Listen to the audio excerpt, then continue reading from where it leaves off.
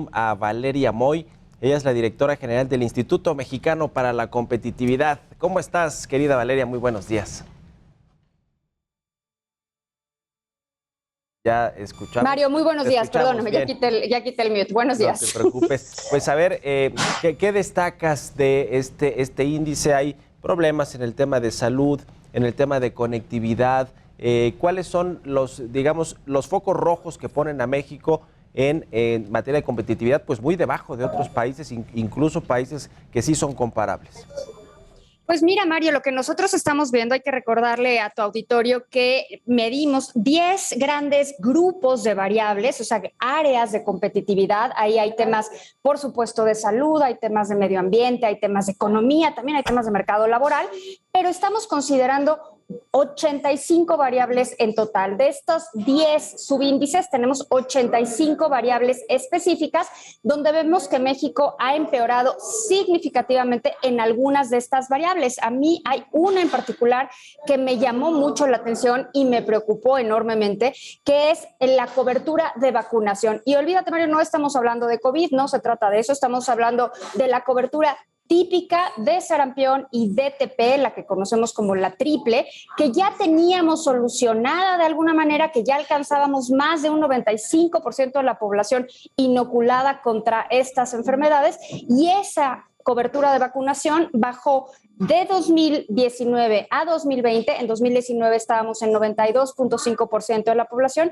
a 77.5% de la población. Es decir, perdimos 15 puntos porcentuales en solo un año. Eso nos colocó en la posición 41 de las 43 economías evaluadas.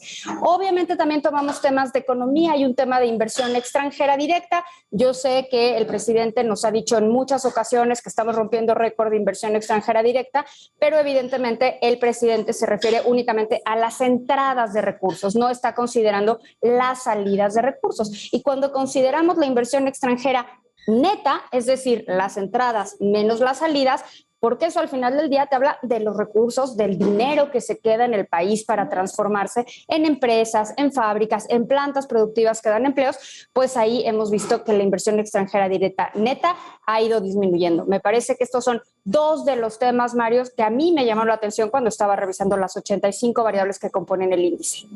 Este asunto de la competitividad de un país, ¿qué tanto tiene que ver, Valeria, con las políticas públicas de los gobiernos? El caso de la Cuarta Transformación o del gobierno del presidente López Obrador, ¿qué tanto tiene que ver también la iniciativa privada, la productividad?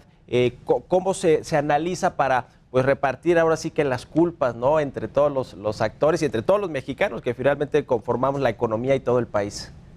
Mira, Mario, no hablemos de culpas, hablemos mejor de responsabilidades, así le quitamos cierto componente a la ecuación.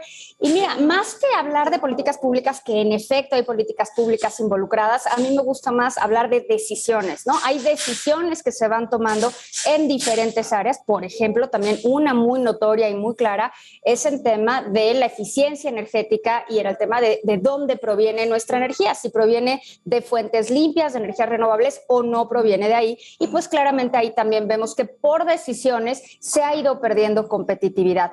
No es únicamente algunos temas específicos, vemos un deterioro sustancial en algunos, o sea, en varias áreas. Pero sabes también que estamos viendo, Mario, que en algunas áreas en las que nosotros nos quedamos estancados, otras economías avanzan. Entonces, sí, en términos absolutos, quizás no empeoramos, quizás nos mantuvimos como estamos, pero vemos que otras economías sí están haciendo cosas, sí están cambiando de forma importante y entonces mientras el mundo avanza, pues nosotros nos quedamos viendo cómo avanzan.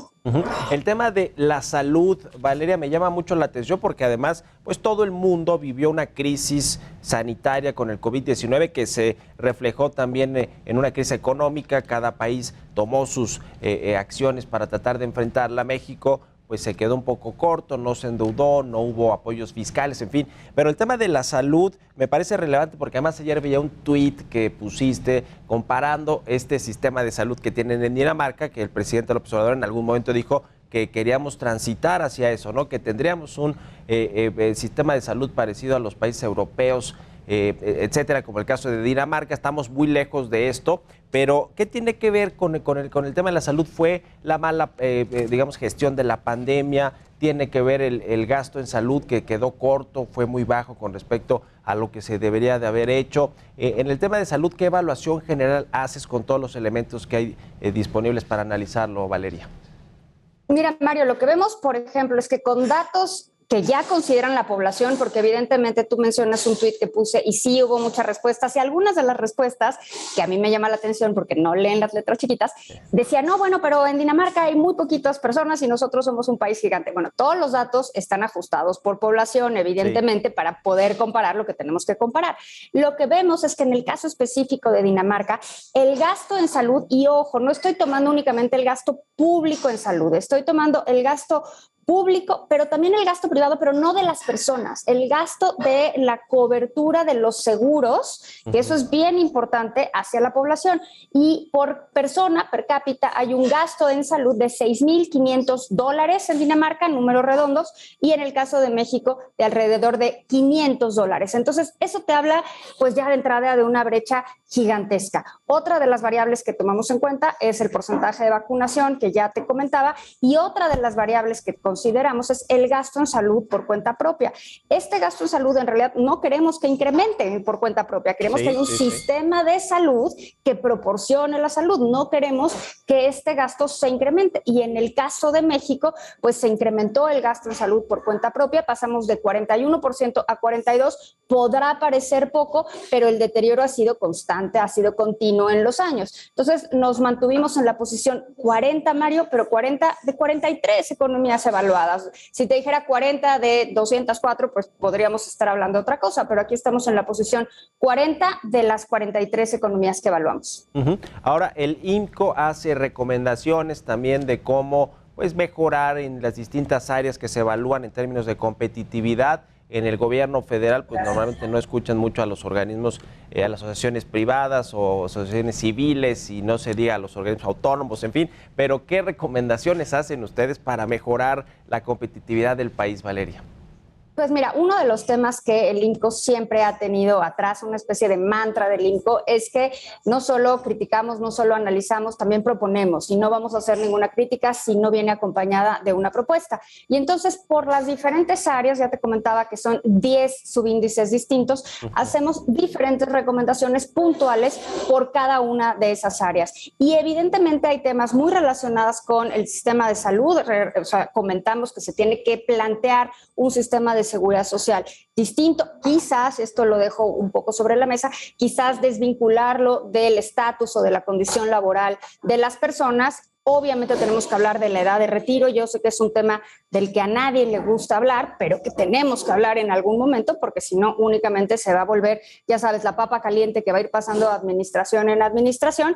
También hacemos recomendaciones de cómo incrementar la inversión y que la inversión sea rentable, por supuesto. Hablamos del Sistema Nacional de Cuidados. Tiene que haber un sistema más homogéneo y más eficiente de cuidados hacia niños y hacia personas mayores para que pueda haber una mayor incorporación de mujeres al mercado laboral. Así que, Mario, tocamos un poco todas las áreas de las que estamos analizando en el índice, pero además algo que a mí me gusta de este índice de competitividad es que hacemos propuestas específicas. No es únicamente, ya sabes, estas ideas, estos buenos deseos de hay que fomentar el empleo, hay que fomentar la inversión. Aterrizamos las propuestas con temas muy específicos, incluso para la inversión extranjera. Hablamos de una posibilidad de negociar con Estados Unidos una excepción a la Jones Act que nos permita hacer cabotaje en puertos de Estados Unidos, que hoy por hoy no se permite, y eso haría mucho más eficiente el comercio internacional, el comercio de México con Estados Unidos, y podríamos tener una mayor cobertura comercial en México, porque podríamos unir al sur del país, que normalmente ha estado aislado de las cadenas productivas por la geografía, lo podemos conectar muy rápido con el sur de Estados Unidos, si lográramos esa excepción a la Jones Act. Pues muy importante siempre estos estudios y estos índices del INCO para conocer la realidad del país, el estado de las cosas y sobre todo cómo mejorar, porque creo que se trata de eso, y eso creo que ha hecho muy bien el INCO, no solo pues con datos duros, ¿no? Ver cuál es la realidad del país, sino presentar opciones para salir de estos embrollos o de las crisis que tenemos. Muchas gracias, como siempre, Valeria, por tomar la entrevista, y muy buenos días. Al contrario, Mario, muchísimas gracias a ti. Que estés muy bien. es Valeria Moy, la directora general de el IMCO.